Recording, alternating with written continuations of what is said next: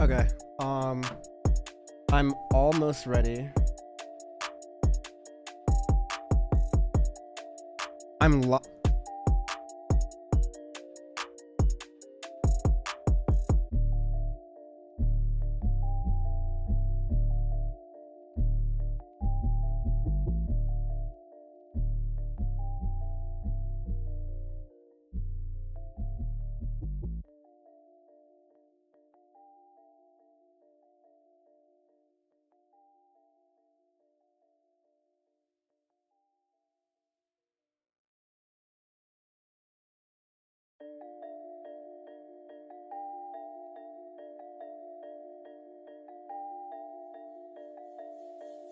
See, I did it.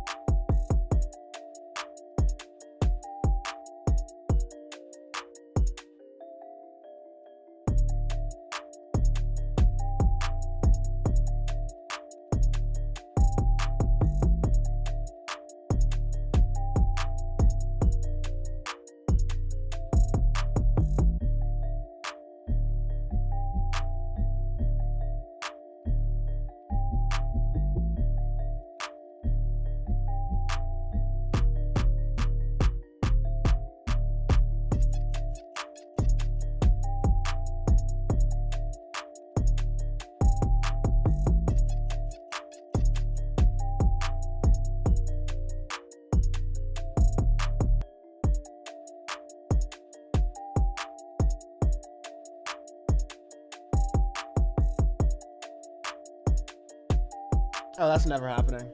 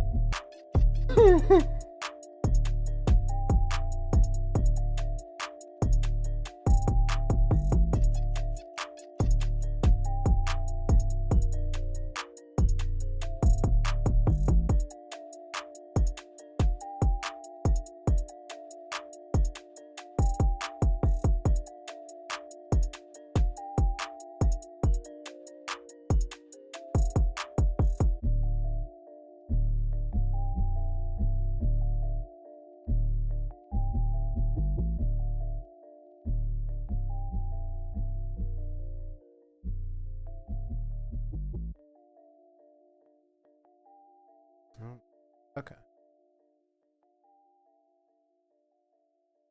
I'm ready. I'm just getting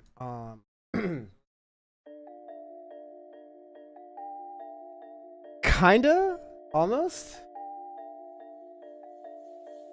I did learn to have a lot of leeway, a lot more leeway than I expected with Twitch. I can straight like smoke weed on air. I'll do it.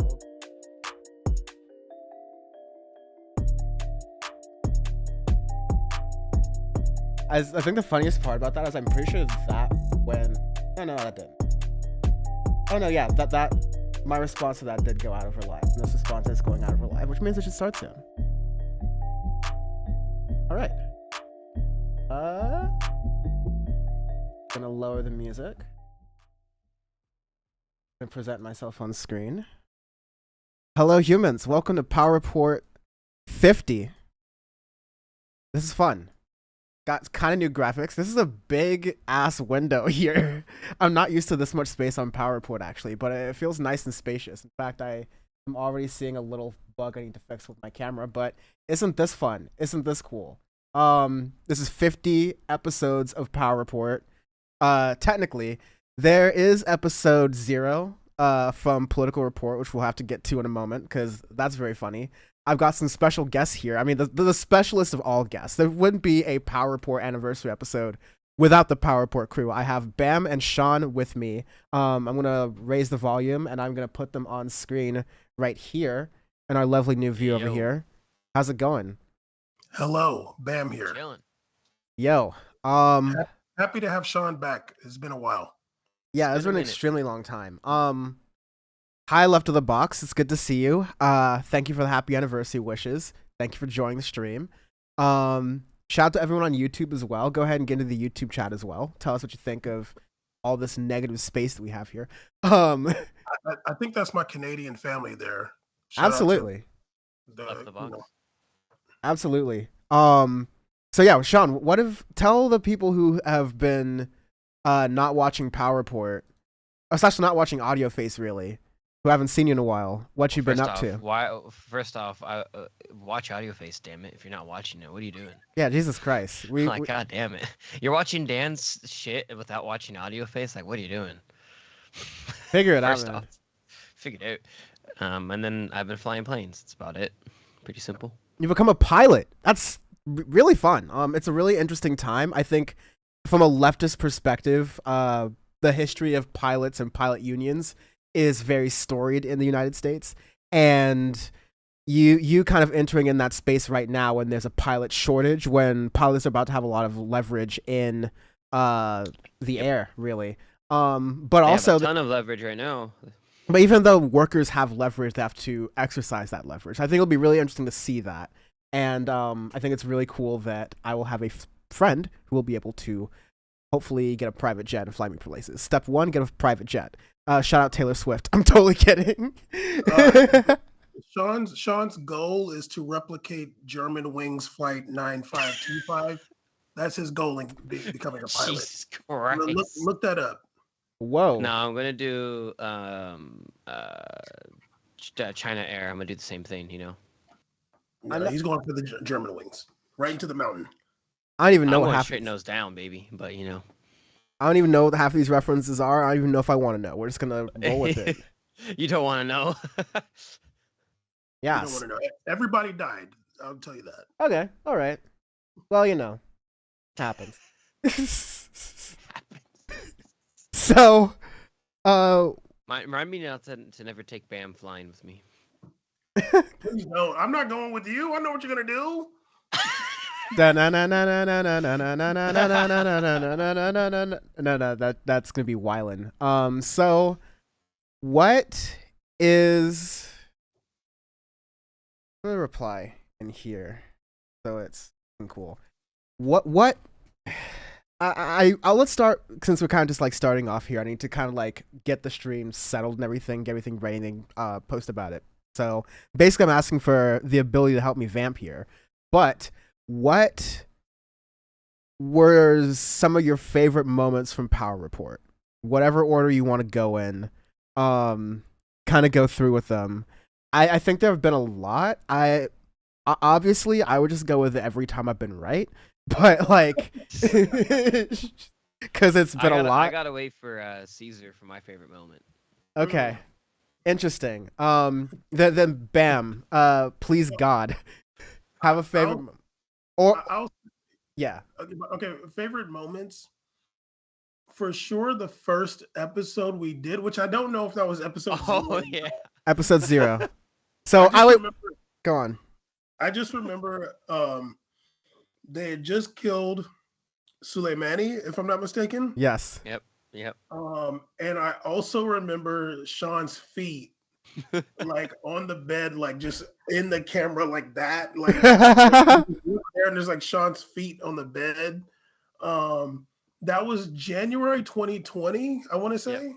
Yeah. And little did we know that a few months after that, we would not even dare sit in a room together like that. You wouldn't dare see these feet in person. Yeah, and I feel like another moment. Oh my God, how did I just forget? Did I just forget it? No. Another moment I liked a lot was the election coverage.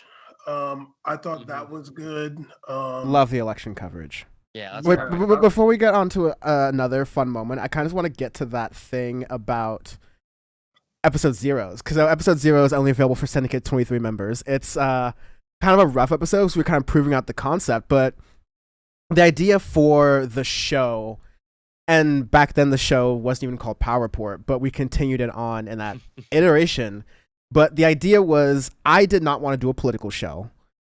I was done. I got my political fix, so to speak, by working at TYT and doing that from day to day. So having created Audio Face, I felt like that was my creative outlet outside of that.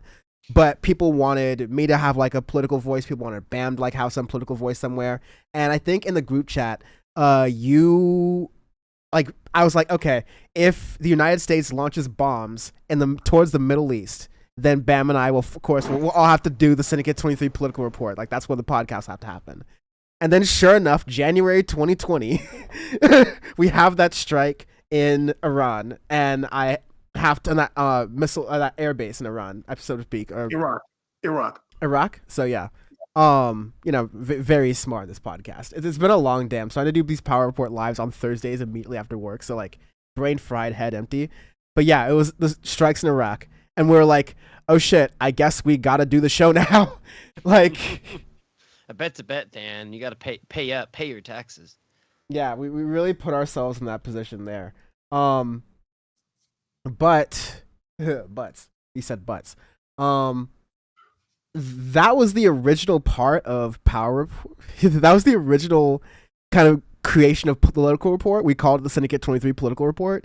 And then over time, once we like kind of wanted to like build it out into having guests, having search engine optimization, having just like a whole brand around it, we worked on the title and the branding. Caesar, who will be on later as well, I guess, in spoiling who another one of the guests is. We worked on the branding as well, and it was great. I love how there's a thank you Tomomundo in the chat saying Iraq.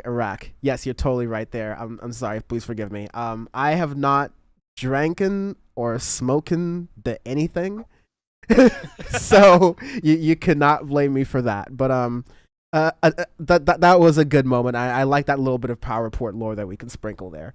But tell me more, Bam, about what you liked about the debates. Okay. Well, Caesar's in here, and that's my homie. But Oh, he's here? Yeah. Oh shit! Hell yeah! Sorry, I'm looking at OBS all the time, so it's really hard for me to tell shit. It'll take me a second to bring him in on screen. Okay. So yeah. Yeah, he doesn't matter that much. Fuck him. Oh, he can hear me.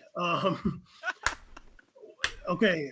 Now that you got me going back to the initial episode 0, like that, I think that was a good episode. I think we all had a lot of good things to say. But yeah, the debates were good. The election, I mean, it's hard to remember, that was a while ago now, but I just remember, I feel like it was me and you, Dan, like just going through that night or something like that. I feel like we were like really on it during the election season, like October, November. Yeah. And yeah, I honestly, I think Power Report. Okay. Oh, also, I want to say that you were talking about figuring out the name. We had nothing to do with that. That was all you. I remember giving suggestions, and they were shot down. Oh yeah.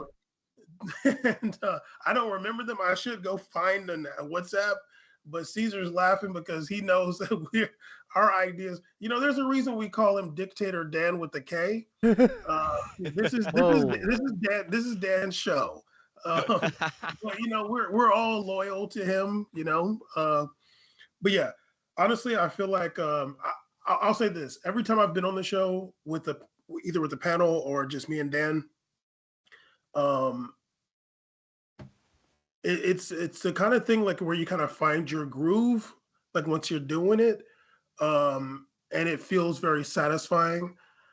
I think we all want the same things in the world for the most part. And there was also another great moment during one of the shows where I was sending Caesar some really funny pictures during the show, and he could not hide his face, but I was the only one that knew what was going on.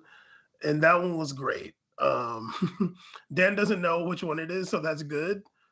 but I do.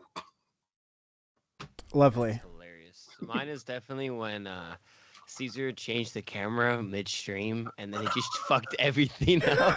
Yes. Next thing you know, we're in the middle of a forest with some rocks and shit. And Dan, I just see the life of Dan just drained from his face. Meanwhile, I'm like hyperventilating and shit. And Dan's like, well, all right. Just has to fix it. That was amazing. That was an amazing one. Because I that was forgot about that. back when like 9 things were going wrong with OBS at any given time. I had no idea how to work it. Like the people's boxes would just like randomly resize themselves throughout the show. Yeah. It was so ridiculous to deal with. And then Cease is just like Homer Simpson in the nuclear facility, just pressing buttons and shit. I thought it was only gonna change my view. I didn't know all you guys were gonna. It put us like in a movie theater. Remember, it was like a theater. I was like, yo, this is kind of low key better. I've seen people do like Microsoft Teams, and they have like a similar thing, and it just like it simply just like messes up the whole groove. Like Yeah. puts everyone in a special sort of like a room, a canyon, so to speak. Well, it also just proved that Caesar do not be paying attention when we're talking, because this fool's over here like trying to find, oh, what's a good background for me? He does not care about what we're saying. I'm in editor mode. I'm trying to set the scene up. Okay. Talking about our favorite moments. Yeah, I'm still building out parts of the new asset board. I want to get started with some videos, and that's basically the last little box into. Why does anyone need to know this? I am such a neurotic person. Well, hey, man. Yeah. No, but yeah. Cease, talk about your favorite moments while I do some behind the scenes technical directing. My favorite moments are definitely the funny ones they mentioned. I love that all of Bam's moments are like nothing to do with real crazy events other than the debate. But I agree the debate was good. That was fun, especially that part when we were like watching when the fly was on the head of what's his name? Was it Pence? Mike Pence. Yeah, the fly was on the head. That was lit. That was a good one. And also I think my favorite was when we covered around the time of the BLM protests and stuff like that, and we talked about police brutality, and I thought that was like a really impactful episode. I remember even some of our video stuff. I was happy, not because of like the logistics, but I was happy with how many eyes were visible to some of the discussions we were having about police brutality and stuff like that. Those videos got a lot of traction. That's good because I want more people to be more aware of this, and especially at that time, I was like really hypersensitive on this kind of content really getting out there. And Ben was right. This show, there's a good feeling when you're done doing it. Like it's like wow, like I feel like I did something positive. Like It's I feel like I did something really good, It's like post nut feeling doing this show. It's just wow, I really have done something good for myself there. That was a nice long. He forgot he's on audio face right now. My man broke character. No. I just literally love having fun with this. But I had to ruin the nice moment somehow. Bam. Can I say one more? I feel like one of the things that we've done on this show also is call out some like left grifters, Yeah. like Jimmy Dore and Glenn Greenwald, Yeah, who blocked me? who who blocked Caesar. There obviously there's other people that have called him out and like seen him for what he is, but I feel like I don't know how early we were with that, but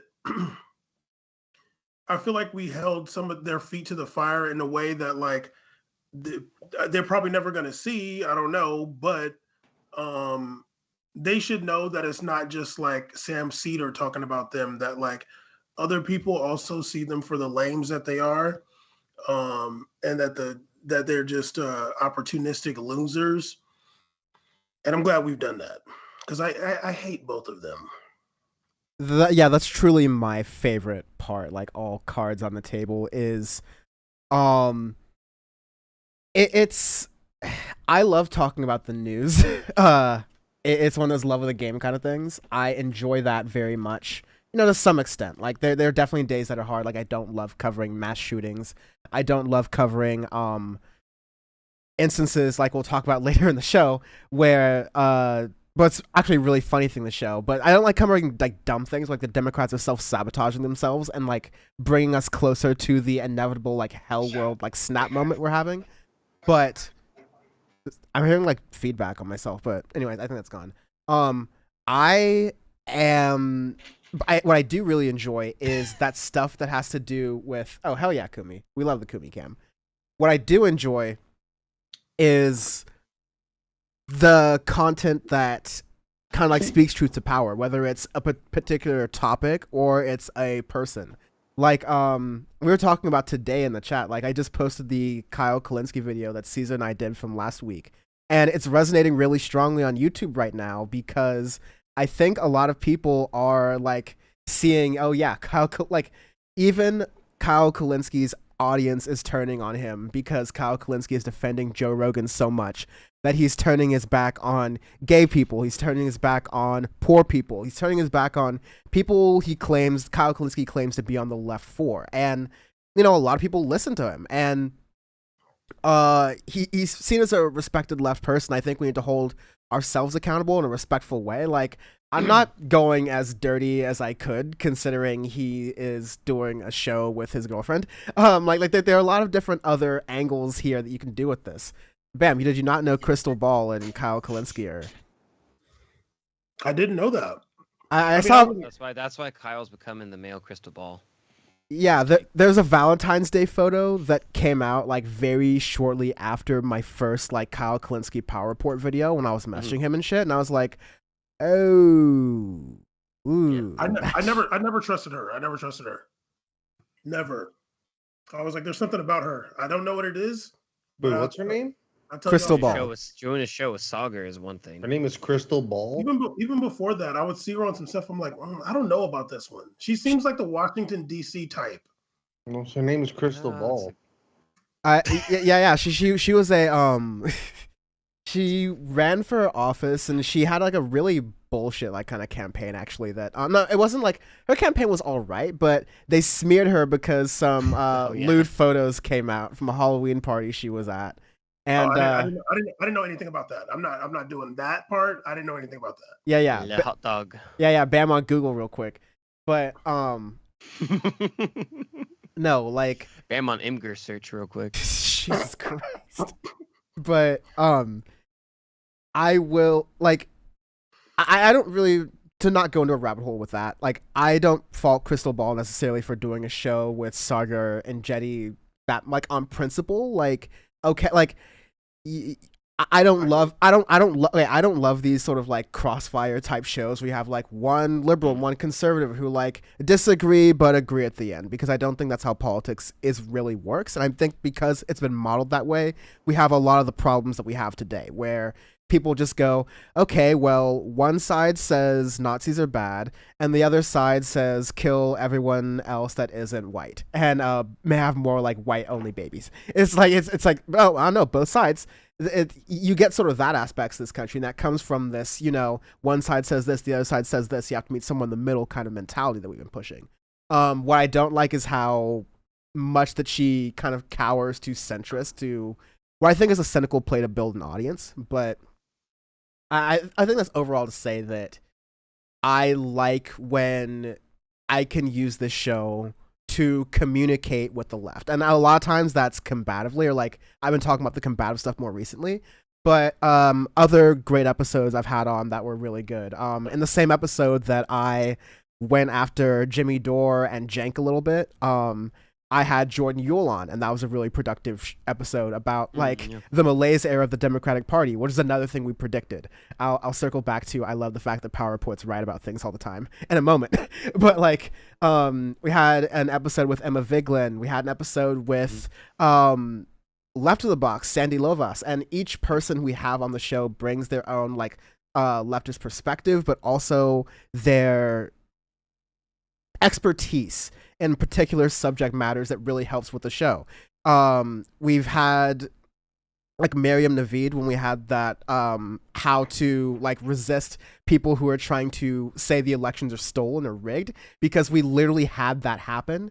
Like January 6th was I mean, it was predicted on a lot of leftist podcasts because we were talking about it, but the fact that we had like, okay, here's how like citizens would respond because the Democratic Party at the time was not really paying attention to the issue. We talked about that on Power Report. We talked about Afghanistan on Power Report when there were when there was a situation where you had a lot of an increase in anti-Asian violence. We had the only like panel episode where it wasn't just white people and white dudes talking about anti-Asian violence. I got 2 women from Canada to talk about that, who are Asian Canadian, and that's what I want to do with this show, is like actually bring those perspectives, like the real perspectives from regular people who can talk about politics just as well, if not better, as folks on the mainstream, and have real conversations, but also have them in a fun way, have them in an approachable way, and then do politics and talk about politics, talk about culture, and bring it all together. I think it's called Canadiasian. Canadian. There's that. I've had quite a few Asian Canadian friends, and they've used Canadian interchangeably. Well, shout out left of the box, real Canadian out there, left of the box. Hell yeah! Check out their YouTube channel as well, and their videos on Rebel HQ on TYT, which I'll be on TYT tomorrow. I want to go to the YouTube chat really fast because right now in this like view, I only have the Twitch chat in. But LG says, "Glad you kept it going, guys." Shout out LG, love you, thank you very much. And then Adam Rich says, exactly. Sorry, what were you gonna say? Oh yeah, left of the box, shout us out on Twitch. Thanks, Yes. Adam Rich says Crystal's grift is pretending that the left and right have a lot in common. That's a really Definitely fucking don't. That's a really good point. I think that in an effort to find common ground, what actually happens is you're blurring the lines. Like there's all these conversations, I don't want to go down these rabbit holes about like the so-called like red-brown alliance between like Soviets and Nazis in history, so to speak, and that's such a dumb internet like culture like rabbit hole, like internet discourse rabbit hole. But right now, what the issue is in this country is you have people like Joe Manchin who feel like it's in their interest to publicly play both sides in order to get what they really want, which is power. And what they do with that power is not equitable. It's not helpful for a lot of people. It's only for themselves. I'm not interested in anyone's media project that is playing on those battlefields. I think you can unite with people who have different ideologies with me, who disagree with me, but I'm going to do it on a level that's based on not saying, oh, I'm going to put your bigotry aside because that's fine, or oh, I'm going to put the way you're talking aside because that's fine. I'm going to find where I agree with you. I'm going to dismantle all of your like dumbass opinions and then try to work with people to get you on your side that way, because that's the way the left really needs to start working and convincing people. For sure. I was gonna say too, like when you're talking about people's media projects, like I feel like something kind of unique about what we do is that obviously, Dan, you have like it's kind of your thing in a sense. So like you have a different level of investment in it and like pushing it a certain way, which I feel like leaves room for like me or Caesar or Sean when he's here once a year, to Damn. to be like just our genuine selves. Like we're not so concerned about the numbers or like what's gonna be get the most views in our own personal opinions. Like, so like the guy said about Crystal Ball or whatever, like some people are looking for clout, and not to say Dan is not looking for clout at all. I don't know that. Maybe Dan is looking for some clout, but at least like I'm not on here looking for clout. Like I'm not on here to like make myself a news media personality. Caesar probably is. Sean, yeah, Sean is not. Like I'm not necessarily here for that. So it's not like I don't have an agenda, like, and sadly, some of the people that were leftist media, at some point we saw that they just had an agenda and it made us fall out. Like we stopped liking them. And Dan, I mean, I was being, somewhat facetious. I don't think you have an agenda necessarily. Like when you're like you feel passionately about your politics. I think if I'm wrong, correct me. No, yeah. I think when you commit to doing a show like this, you admit to having a certain level of ego. And in order to grow a show like this, because my ultimate goal is not to like I respect many, not all, but many aspects of what my friend Hassan Piker does, but that's not necessarily my goal, right? If I ever get a substantial fraction of that level of success or influence or interest in what I'm doing, it'll only be to rile mobs. It's like it'll only be to like get people like to get out of their seats and make a difference. Cause like that is the essence of why I do this and why I care about the political project. Like all the numbers I care about because I understand, and that's also like a part of my own project is like how you use social media to game politics and how you spread messages through that ends, right? So I care about that, and as a means to like, be able to rile mobs and shit. I am thinking about that, but it's not because I want to be able to get special treatment when I go out because I'm famous or like anything like of that nature. If anything, like most people who know me in person, like if I can be around a few people. Dan loves attention, okay? Yes, I love attention. I also love being left the fuck alone quite a lot. It oscillates between 0 and 100. Well, you know who loves Hassan Piker a lot and loves the necklaces that he wears. That's And the insane rings, and the rings he wears. Yeah. Mr. Caesar, big fan of Hassan Piker. No, I have an agenda. Unlike you losers, I have an agenda. Yeah, I want complete Team hedonism. autonomy. I want Brazil to, go back to military dictatorship. But maybe we can negotiate a progressive military dictatorship. You know what I mean? Like you can't get what you want. Just we'll see what kind of rights we'll give you, stuff like that. We'll go into it as the show progresses. As the show gets more popular, I will grow my power, my clout, and such. We have a new regime in the South. Dictator C's. Yeah, I'm learning from Dan, the original dictator. Belgian Yeah. Dan. I'm learning from my favorite Belgian. It takes a lot of let me dance around this.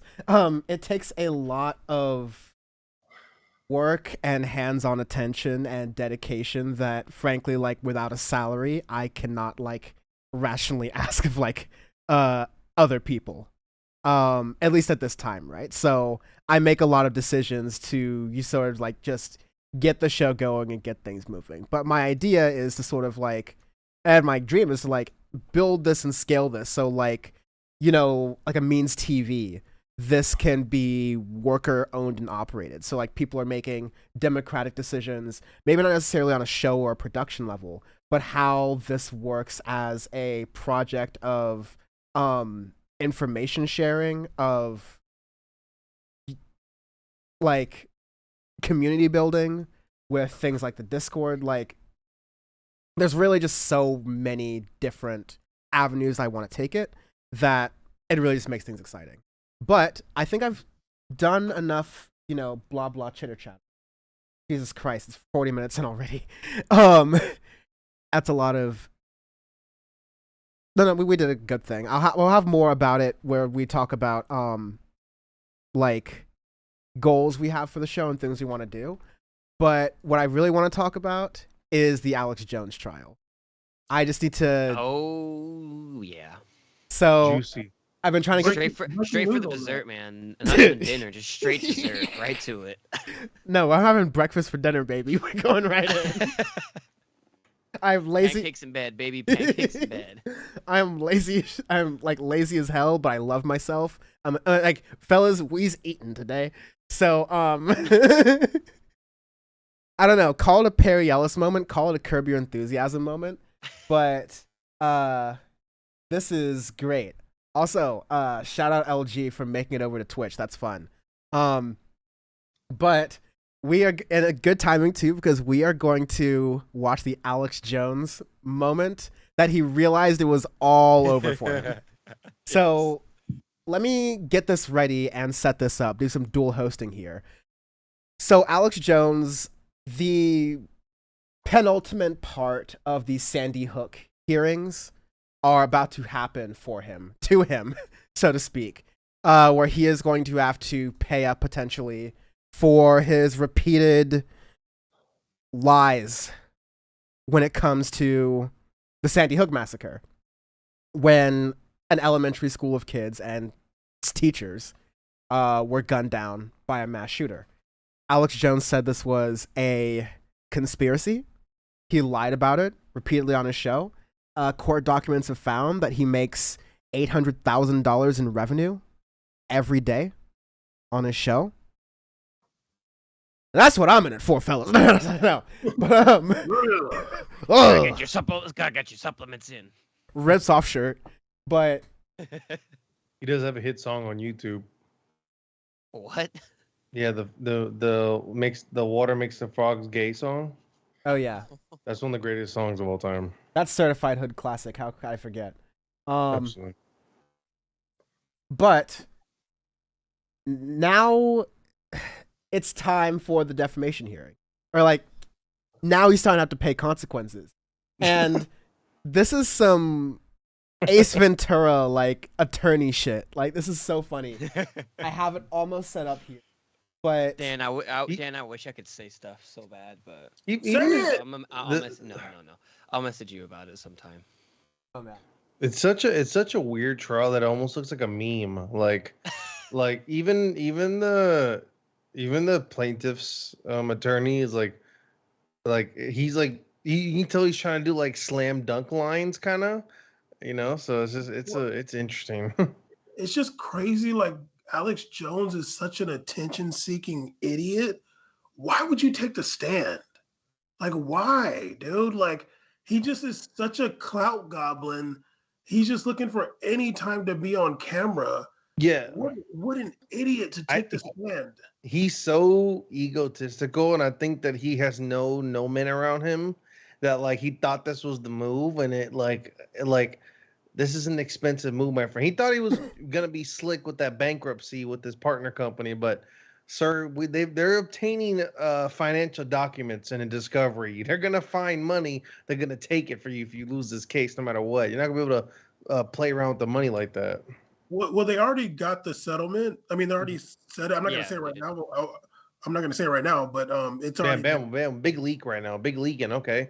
Well, I'm not going to say the number, but it has yeah, happened. we'll report that in just a moment. But we will watch the clip right now. Since two of you are new to Power Report Live, this is Sam Cedar style. So if at any time, at any moment, you feel the need to commentate further, Pause for a sec. yell at me to pause it, and I will do it. All right. So let's go. Pause it. Oh, pause for a sec. Boom, boom. Hold. Ah. That's anticlimactic. You're not hearing the sound, are you? I mean, his face to find it. Me neither. Oh, that's because I have YouTube muted as a site. Because I'm also because I'm also live streaming the stream, so I didn't want to duplicate. But multitask Dan. multitask Dan, baby. Okay. One moment. That should be fixed now. Let's go. All right. Huh?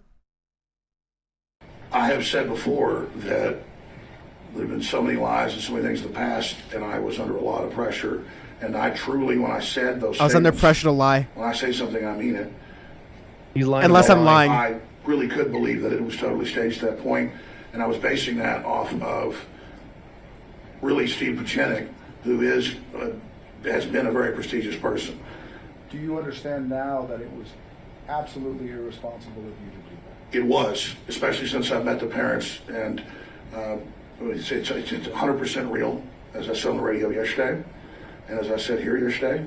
It's 100%. I'm sorry. So he's covering his ass by saying, "Listen, I said it was real on my show. All right, get off my ass." Yesterday. I literally That's- talked he's about it doing his- yesterday. He's doing his show in the middle of a trial. I love it. What an idiot. I admire the balls. Honestly, I admire the balls. Lady This is Liberty's the same got balls. guy who claims this, and also on the show, on the same show, was ripping the judge. On the same show, was talking about how it's gonna be Hobgoblins. like a mistrial. Literally and everything. goblins. I'm like, this is the same show he's doing right now. In this case, he comes and makes this serious face. He was running jokes and calling out the he was calling like the credentials of the judge on the show. Purely not serious. And then saying that they're all demonic and shit too. It's like, all right. He thinks he's untouchable. It's Real. funny. He said, Go on. he says what he means, but not that long ago in a court case, he said he's a performance artist with and the thing with his wife for his kids. He said he's a performance artist. So which one's real? Lies squared, man. His kids wishes he was more of a performance artist who could perform like an actual father. And I got some more about Alex Jones after this clip too. Oh. And the media still ran with lies that I was saying it wasn't real on air yesterday. It's incredible. They won't.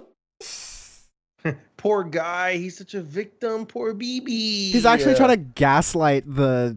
He's trying to gaslight the court. They're lying about wish I me could saying that I could. I wish I like- could see the judge's face during this too. Oh, we're gonna get the Oh, judge. We You gotta get will. the Her judge. face is the most. She's so over this trial. It's insane.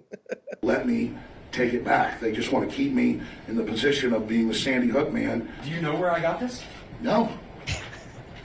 Mr. Jones, did you know that 12 days ago, your attorneys messed up and sent me an entire digital copy of your entire cell phone with every text message you've sent for the past 2 years, and when informed, did not take any steps to identify.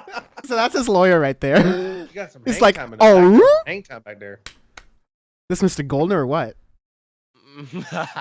Goddamn. dog. Goldner and Associates Legal Services.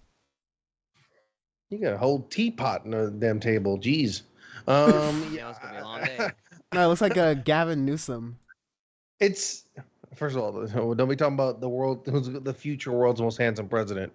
But look, this New like Kennedy. this moment of like your and I Penis love the cousins with Dom camera Jr. guy. The camera guy's like, oh hell yeah, this is the time to get some work in right now. Let me see if I get a reaction. You know, I find this text message thing a bit curious because the guy's saying like they had time to basically say, hey, oh, we sent you that on accident or whatever, and they didn't take it. And I wonder if that'll be able to be used in some kind of appeal by Alex Jones. Like, hey, like I lost this because my lawyer messed up completely. Like a And- mistrial? I don't know, because it seems very irresponsible of his lawyer, and almost like, I mean, I'm not trying to be a conspiracy theorist like Alex Jones, but in his conspiracy mind, like he might feel like he sabotaged me on purpose, because you don't hear stuff like that. You know, all your text messages for the past 2 years are given to the prosecution. Like what? Like, come on. Maybe the lawyer's a fed. That's actually not a bad point, to be honest. It just seems irresponsible. I'm like, what's going on with that? You know, speaking of Sam Cedar, I believe he did have the theory that he might think that, oh yeah, that might be his new angle. The judge is the judge is in on it. I'm sorry, not the judge, but the lawyer's in on it. Okay. Well, Yeah. for sure, Alex Jones thinks the judge is in on it for sure. You never know, man. But I do still got something about Alex Jones after this. Awesome. Oh, I do want to acknowledge chat. Dangling the carrot. I do want to acknowledge chat. Left the Box says using a Canadian clip for this. Yeah, because everyone else is using Law and Crime, and I just want to just like shout out for it. Yeah, Global's amazing. Not really. The true north. Sees. Yeah, he can appeal on the grounds of ineffective counsel in a civil trial. Thank you, LG, for that note. That's awesome. Ooh, okay. With the lawyer, she dropped a bar in the chat. Okay. Yeah, could have used some of that advice a couple months ago. Anyways, Identify it as Oh, privileged shit. or protected in any way. And as of 2 days ago, it fell free and clear into my possession. And that is how I know you lied to me when you said you didn't have text messages. That's literally Bum, bum, everybody who got bum, caught up by I their gotta- parents at home. That's the Dan- face. Like, Man, that's the news. That's the new Steam, Steam picture right there. bro, you have no idea. What I mean, like, actually, you have an idea. That's gonna be at least 1/4 of the Power Report cover this week. That face. That's absolutely going on the cover. God, that's just like. Good. Okay, that's another thing. What I love about Power Report from a production standpoint, it's incredibly easy to edit and deal with compared to Audio Face, where I have to like cut it and then like add music and splice shit in. It's so much easier. It renders so quickly on my computer, a bunch of nerdy shit. Anyways, making the covers. Because to me, I can look at the cover for each Power Report episode as like a time capsule for the most ridiculous aspects of politics in a given moment in history. And so, yeah, Alex Jones's like 1,000-yard stare, like, "Aroo? Me?" face, like, that's just, I'm gonna look fondly on that moment. Shall I continue? Yes. Did you know that? I told you the truth. This is your Perry Mason moment. I gave them my phone, and then Mr. Jones, you need to answer the question. No, Did you I know mean- this happened? I've seen this look, and it's from women who are about to end the relationship they're currently in. This is just like this is an I am over this 3,000% kind of look. she's like, oh, I forgot I was in lawyer training school today. This is fun. Here we go. Like, I A spent bunch of my whole paralegals career are doing battling it out this. today. A bunch of paralegal action. no, I didn't know this happened. But I mean, I told you I gave them the phone over. Just, Look at his You face. said- That's such a you classic said live in your face. deposition. Well, I told you, buddy. What do you know? it's like, did you know we caught you lying? Well, yeah, obviously. I mean, this is your moment. You caught me lying. I Yeah. wanted you to catch me lying. That's the whole point of what I'm doing. Clearly, you don't know 5-ed moves. You don't know chess plays. You don't know 5-ed strategies. Yeah, that's what I'm trying to do here. Duh. Oh man. You searched your phone. You said you pulled down the text, did the search function for Sandy Hook. That's what you said, Mr. Jones, correct? and I had several different phones with this number, but I did, yeah. Well, of course. I mean, that's why you got it. No, Mr. Jones, that's not what happened. My lawyer sent it to you, but I'm hiding it. Okay. Mr. Jones, Mr. Jones, that's please just answer questions. There's no This is a grown question. man, by the way, y'all. It's a Mr. grown Vincent man. also only asks questions. sure. Mr. Jones, in discovery, you were asked, do you have Sandy Hook text messages on your phone? And you said no, correct? You said that under oath, Mr. Jones, didn't you? I mean, if I was mistaken, I was mistaken, but you got the message right there. You know what perjury is, right? I just want to make sure you know. I love when lawyers, much like cats, play with their kills. It's like, Mr. Jones, are you familiar with what perjury is? We have more. Just wait a moment, okay? I'm gonna go back a little bit and then play it through because it's so good. You said that under oath, Mr. Jones, didn't you? I mean, if I was mistaken, I was mistaken, but you got the messages right there. You know what perjury is, right? I just want to make sure you know before we go any further. You know what it is. Yes, I do. I mean, I'm not a tech guy. I told you I gave in my testimony the phone to the lawyers before. Perjury, very nerdy tech term. It's a, you I'm know, not a tech guy. yeah. Listen, I'm not a dentist. Perjury, it's not my thing. I didn't update the app, but I know what perjury is. I perjury. It's on the latest software update. Or whatever, and so you got my phone, but we didn't give it to you. No, Mr. Jones. One more time. And please remember, if you need to assert the Fifth Amendment, you can. I need to know that you can do that. But you testified under oath previously that you personally searched your phone for the phrase Sandy Hook, and there were no messages. You said that under oath. Yes. And you lied when you said it. No, I did not lie. Are you going to change the way you present your news and comments on your show based on what is happening today? Yes, I'm going to do my best. Yeah, so now we're in the part where the judge gets her licks in. And can we just hear how it's like, and are you going to even make an attempt to? It's like C's you were talking about in the Twitch chat. Like, your mom caught you sneaking ice cream late at night. Like, What could possibly be your reason for this? I would love to hear the lie you come up with. And then Alex Jones goes, hold on, I do this for a living, dog. I'm pathological about it. he's like, oh, I won't blank. I lie about my lie, so please give me the room to do it. Baby, I got it right on the hip. Not lie. Are you going to change the way you present your news and comments on your show based on what is happening today?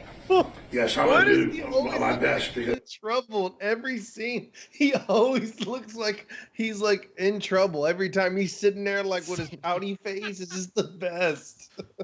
He looks like a little kid just sitting there. Left of the box, he searched Sandy Hook, like their name. Sandy, I love that. Sandy Hook. I've never been like the corporate media that lies on purpose, but we've definitely made big mistakes, and it's been terrible for everybody involved. What? Oh, I've never lied on for purpose. Wasn't it like one point when Trump was running early on when Alex Jones and Trump were friends, and it wasn't like Alex Jones going like, this man's crazy.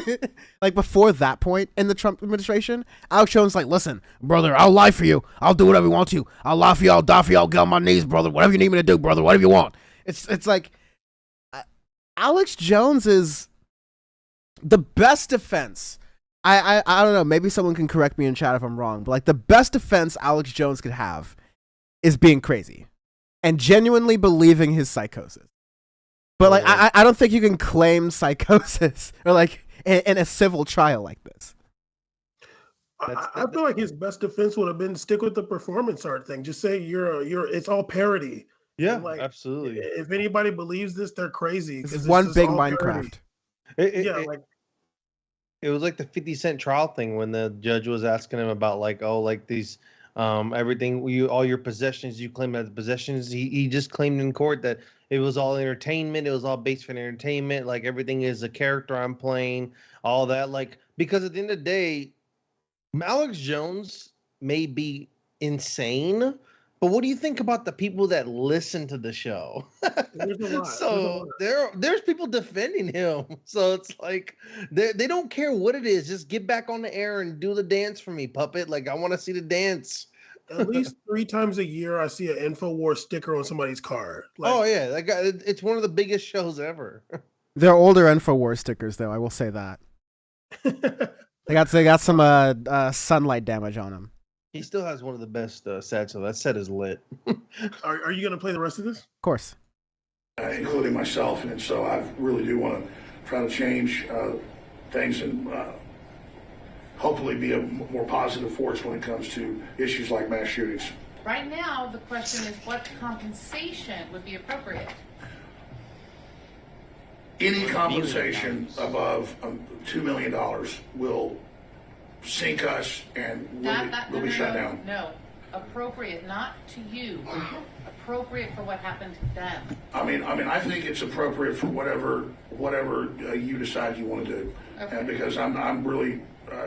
That's a great answer. Thank you. Good man. Good man.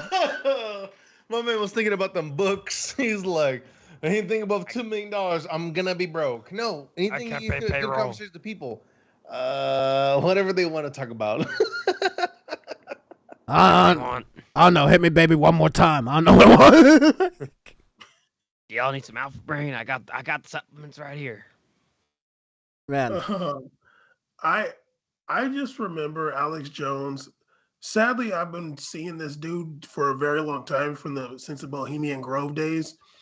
But Oh shit. 2017, Alex Jones was saying that he knew who Q was.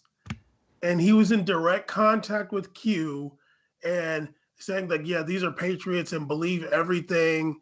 And I know exactly who it is or who they are. They're close to the president. Then after the election or right before the election, I think it was after the election, 2020 election, saying that Q ruined it. Well, he didn't say Q, he said QAnon. QAnon ruined everything for everybody. But what I think it was, QAnon started to get bigger than Alex Jones. He kind of tried to co-opt it early, like, oh, I know who that is. Like, it's not that serious, whatever. But he's really like the boomers of the conspiracy theory world. And like once the Chans and Reddit and stuff like that took off with QAnon, he kind of got like, I mean, obviously he still has a lot of people that watch him, but QAnon kind of went over his head a bit and was like, we don't really need you gatekeeping the conspiracy theory world. And it got kind of real for him there until QAnon, like the whole Q movement kind of fell off. But I just remember him saying he knew who Q was. And hopefully somebody asked him about that one day. Yeah. Well, I mean, the go on, thing is, Sean. they have all of his texts, so I wonder if any of like the January 6th hearing or other stuff, if they'll try to get the texts because of all the crazy shit he said in the past few years, where they can pop it up now. They got the receipts, they got the messages right here. So Yeah, he's showing up in Arizona and all kinds of places. I mean, yeah, I Exactly. don't know if they can get that, but like, I'm sure there's plenty of stuff in there. If we saw what Steve Bannon was saying, I'm sure Alex Jones was saying crazier stuff than what Steve Bannon was saying. Oh yeah. What I would do, what I would trade everything you see here, even Kumi.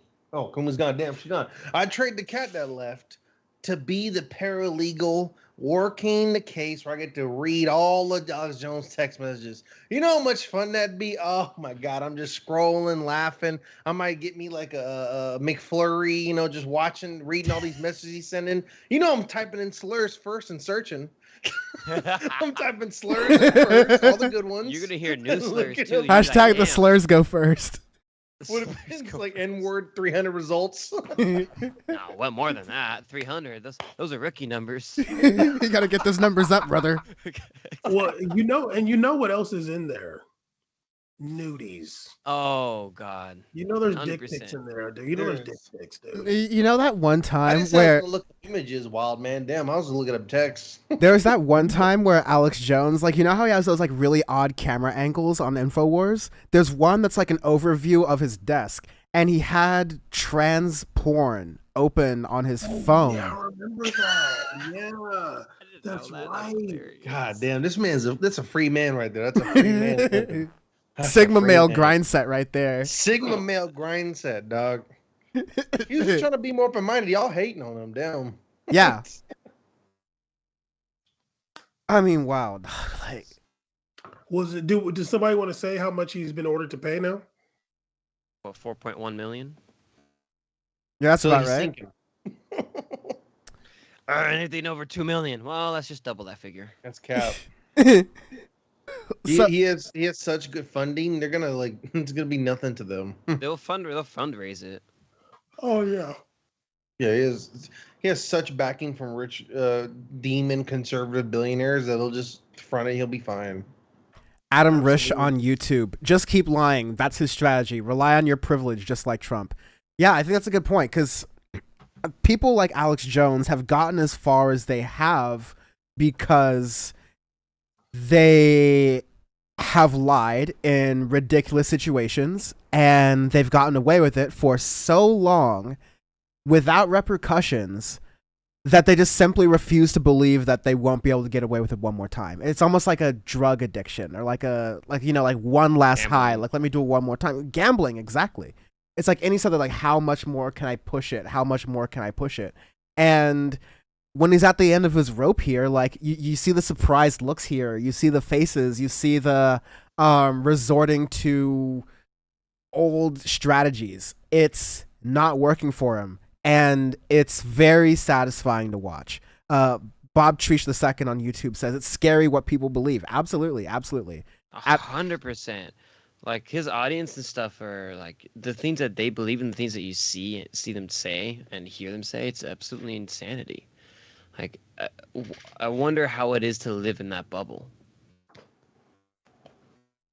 I used to have I used to imagine when I used to work at TYT like an alternate universe kind of situation where like every single person that worked at TYT had like an anti version of them who worked at InfoWars.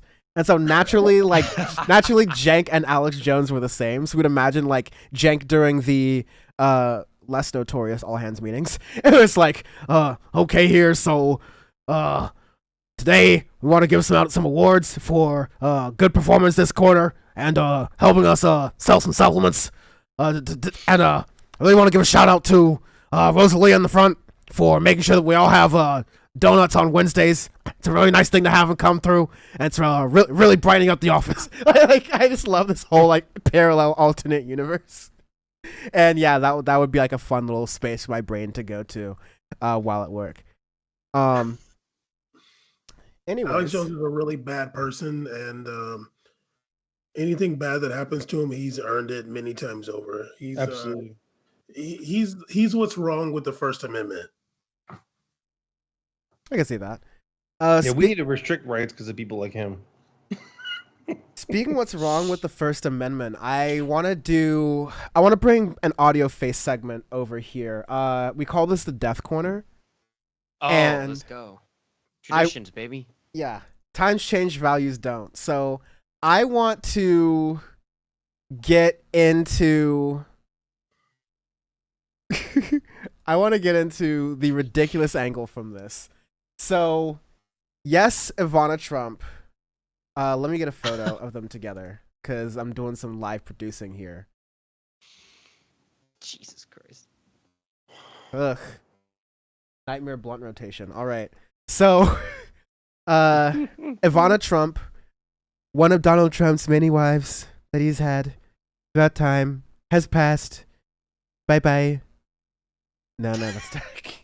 That's probably how he. You're not dead ass. That's how Trump would say. Like, Mr. Trump, your ex-wife Ivana has passed away. How sad, very sad. Well, bye-bye. Well, none of that shit happened to me though. She died like a dog. Oh God. Remember how he described a terrorist attack? Oh no, he described like a killing of a terrorist at one point. It's like our military shot him. I saw the video. He was running, screaming. He died like a dog. So rough, dude. But not only was this like sort of cold. Hold. I need to get to my second favorite part of this whole story, which is the fact that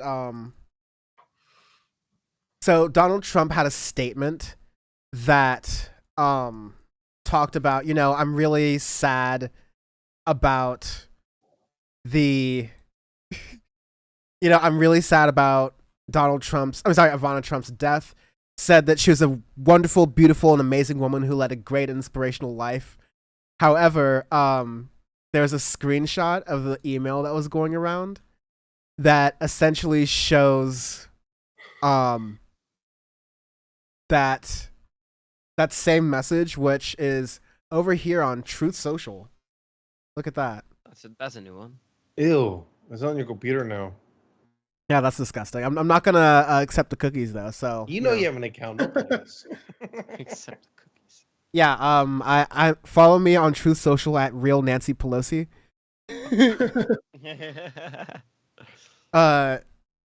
But he sent that same message. Rest in peace, Ivana. Her pride and joy were her 3 children as a fundraising message. Imagine fundraising off your dead wife. It gets better. Beautiful. It gets worse. So there's actually this great story that was covered by a lot of places. But Ivana Trump was buried on a plot of land on one of Donald Trump's New Jersey golf courses. Is he a cheapskate? Yes. Is Donald Trump a cheapskate? Absolutely. Is Donald Trump a savvy son of a bitch who might be using this for tax cuts? That's also might be the case. 100%. Like not even a question. So, tax code. Oh, so sad. She died, but I get text week.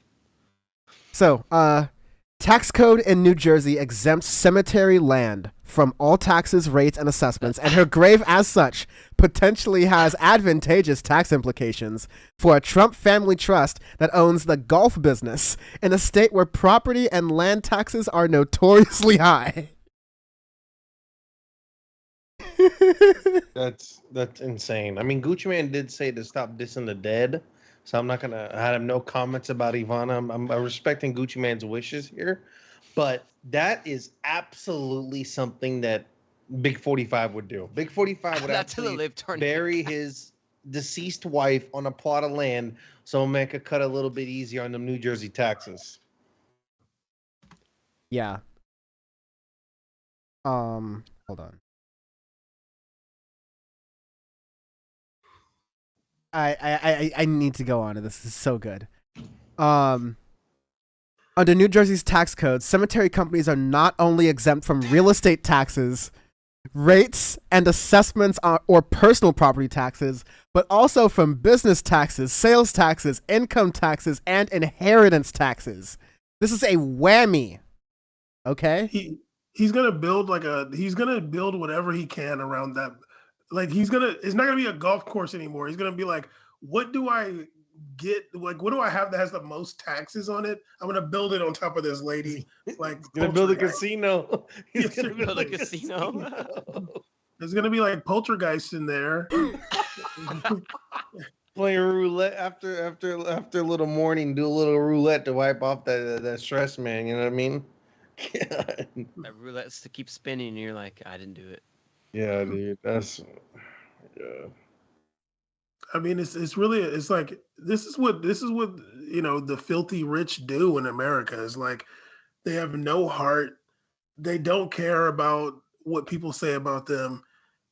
Sadly, I mean, it's not going to matter politically for him. Like he's just going to be like, yeah, I'm smart. I mean, I remember that one of those first debates with Hillary Clinton, and she said, this man doesn't pay his federal taxes. And he said, yeah, I'm smart. And for me, I'm just like, how could anybody think this person's for like the working class? Like this guy is like, yeah, I'm smart. Like I'm not giving a dime to you people. I don't care about your roads and your bridges. I don't give a shit. Like I'm not gonna pay a dime. I'm smart. Like, oh my God. That's because it fits very closely into Republican dogma. Because like Republicans who are working class, Republicans who are poor, even middle class, they don't want to pay taxes either. They're like, oh, the idea of not paying taxes and getting away with it, especially like things I don't agree with because I don't believe in helping other people, that's wild. Like, that's cool. Like, they're into that. That's like red meat to them. In much the same way that, like, there's anytime Joe Brandon does something even like modestly based, right? Everyone goes to say, oh, it's Dark Brandon now. He's doing something cool. He's working for unions. This is all a part of Bam. I know you deleted Twitter. Good idea.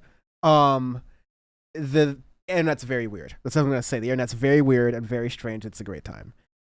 But Bam deleted Twitter? yeah, My political Twitter, yeah, it's out of here. He deleted Twitter. Your political Twitter? Oh yeah. The- I see you tweet from We Made It like every 10 The seconds. conservatives so. were dunking on him too much. He couldn't take it no more. It was too much, dog. He Aaron left Monte, us alone to fight the fight. Aaron Monte. Aaron Monte was killing me in the mentions. I had to delete it. hate to see it. So let me see. Now Bam's on Truth Social though. Who is this person? Oh, E.B. Harrington, who is like a person who is kind of going through the taxes. Basically saying, as a tax researcher, I was skeptical of rumors Trump buried his ex-wife in that sad little plot of dirt in Bedminster, New Jersey golf course just for tax breaks. So I checked the New Jersey tax code. Folks, it's a trifecta of tax avoidance. Property, income, and sales tax all eliminated. He probably killed her. He probably killed her. Didn't she fall down or something? Like a dog.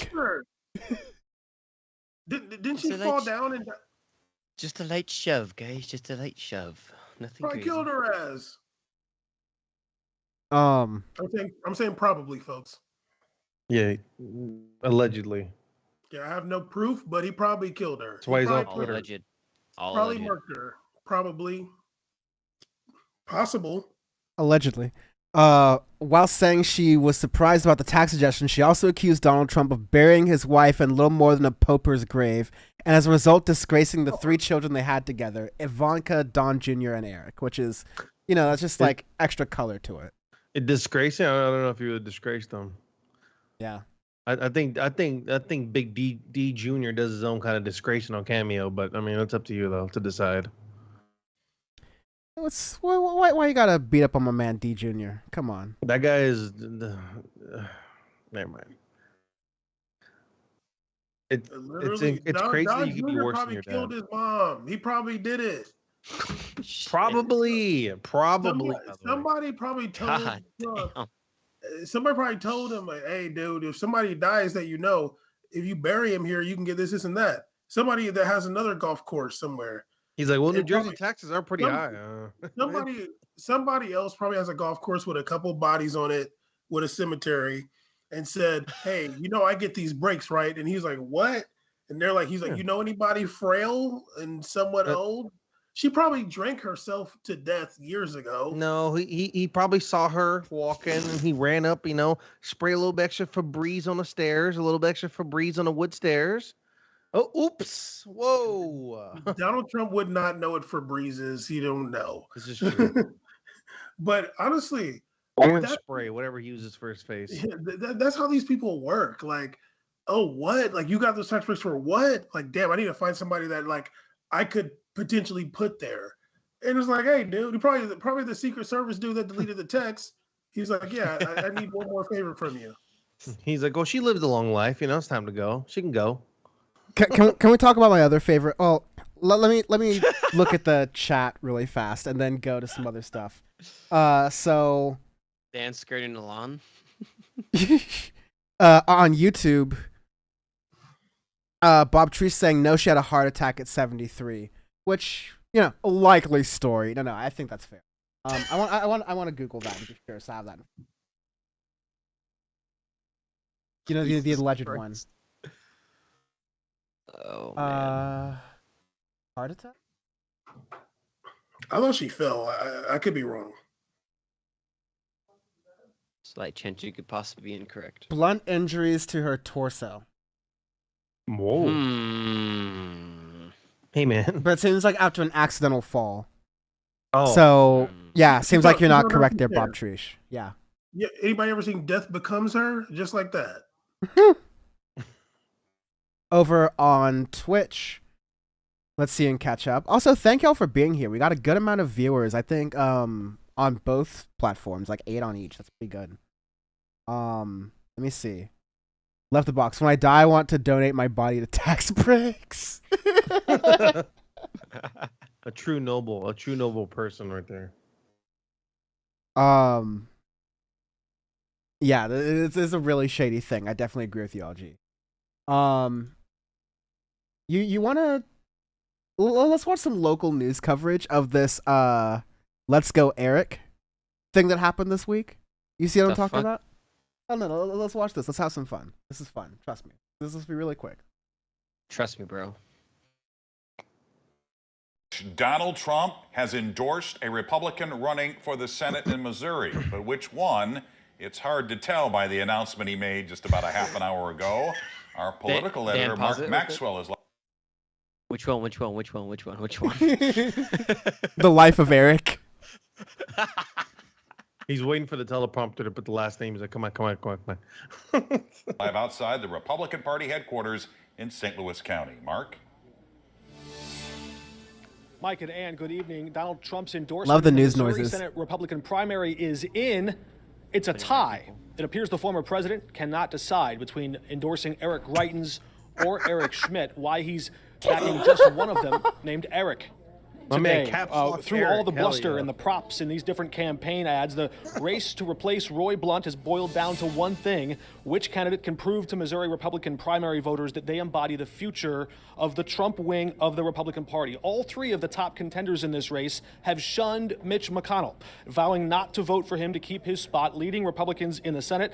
And guess who else wants the GOP to dump Mitch McConnell? That's Donald Trump. Ever since McConnell blamed Trump for riling up that mob on January 6th, Trump has railed against the Kentucky senator, all three top candidates running to replace Roy Blunt, telling reporters today they would love to have the coveted endorsement of the former president. Ew. President Trump will do what he wants to do. He may even endorse me. Who knows? He knows I voted with him 95% of the time, more than any other Senate candidate in this country. Well, it would mean a tremendous amount. Obviously, we're hopeful for President. Like, there are men and women running in this race, so like don't get it twisted. Every single one of them, the men and women involved, are like the pick-me girl for Donald Trump. Oh yeah, they're all pick-me girls. Absolutely.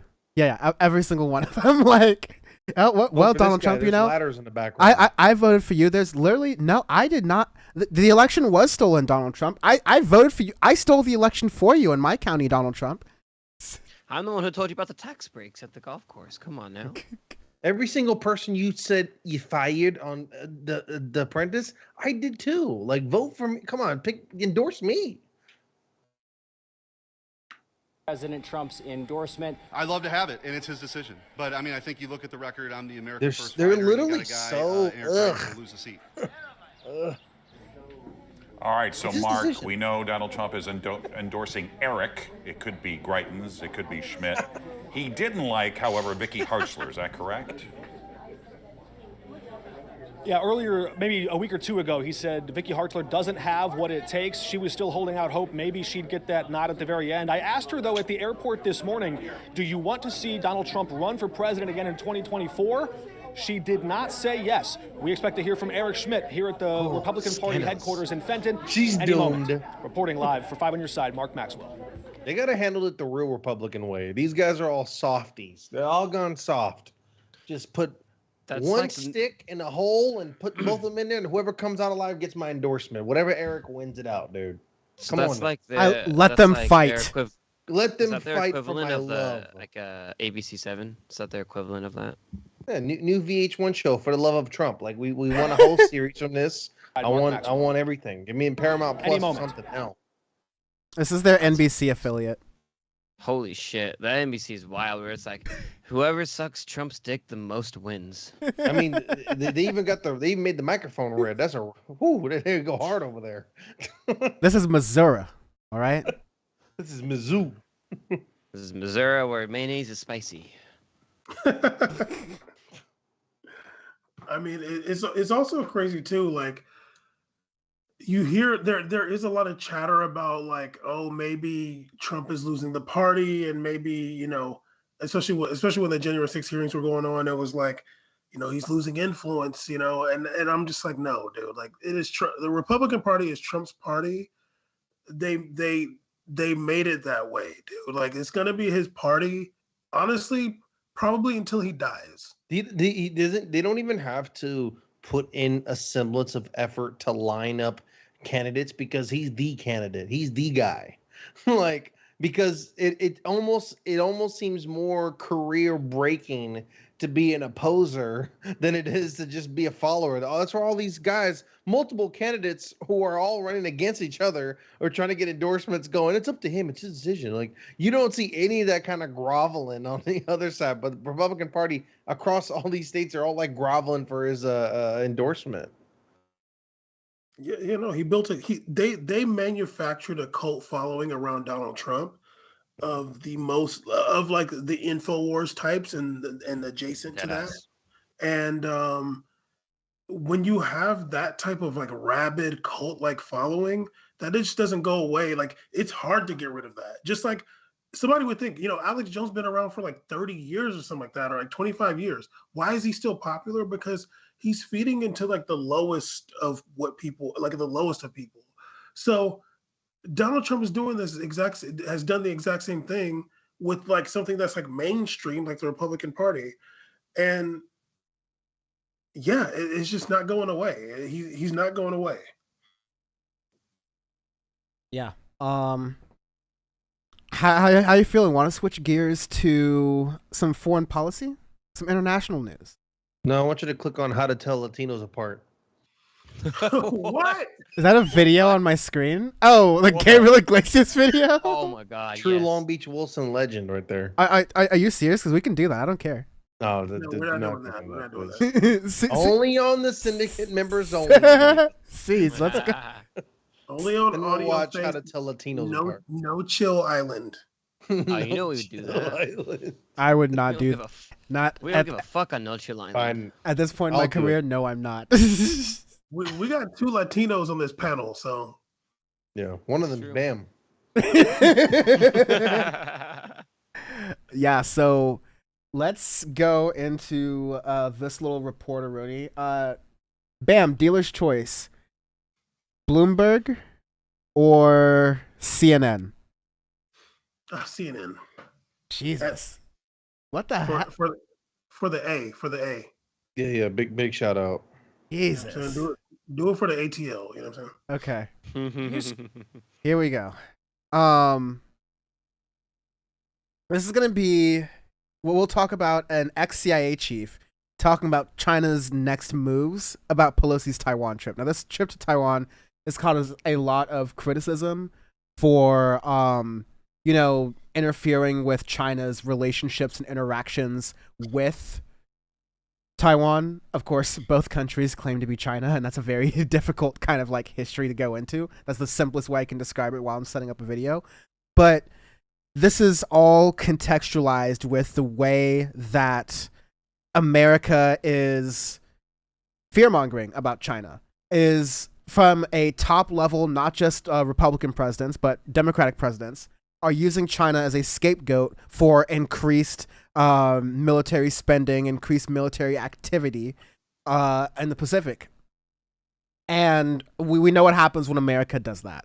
So it's very interesting that CNN is, of course, doing what CNN does. This is what a thing you always expect from mainstream media, is to invite ex-spooks to give you information on how America should rationally interact in a foreign policy thing. These are the people who made our foreign policy like interactions where they are today. So I take these things as a grain of salt, as a good conversation point. So let's start from there. Say there will be repercussions for Pelosi's visit. We're already seeing a blockade of sorts around Taiwan. What do you think we'll see? Well, I don't think that President Xi, at the end of the day, really wants to provoke conflict here. His words seem to indicate that he's not out to pick a fight in response to this action that has taken place, which has been awkward to say the least, particularly in Washington. So I love how, like, he's not looking to escalate a fight or anything like that. Also, look at this graphic that CNN's nicely prepared here about how Taiwan's completely encircled by military exercises. It's a very interesting juxtaposition I decided to note there. China has put various rhombuses around Taiwan. Rhombi. One of my favorite shapes. We ditched the audio face arbitrary scales as shapes, and I think we gave one album a rhombus. Yeah, I gave it a rhombus. Good shapes, a mean shape. Really is. You have the president, the national security, military reportedly discouraging this, the speaker going ahead, others saying it's the speaker's right, and it is. But again, the timing of this is very difficult in particular because President Xi, let's remember, he is in election season as well. Mm-hmm. He's 3 months away from the gathering of the Chinese Communist Party, which will presumably re-elect him for an unprecedented There's no election for he's president. What are you talking about? Election season does not matter there. Election season. It's so also, China's Communist Party that we trade with and have American companies that work in China and deal in China. Like, I know these are names, but especially in America where people don't have this context, especially in America where we throw communist at literally everything, I would appreciate a little bit more context about this kind of stuff. Well, I mean, I don't even know if it has anything to do with the communist factor. It's just that there's not real elections. I mean, he's going to win. No, there's 2 points there. There's that point you're totally right about, Bam, which is like, yeah, they're having elections soon, but like, let's have some context about how elections work in Xi Jinping's China.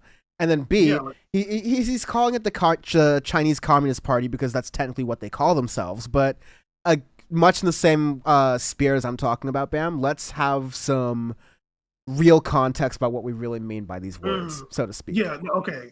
Yeah. And honestly, like, when you're talking about China, like there's nothing like the ideals of communism have nothing to do with China of today. Like that's what I want. That's why I'm not expecting this to be emphasized by CNN, but that's the point I'm trying to make here on the show. Yes. Yeah, no, I don't expect this guy with this hairpiece either.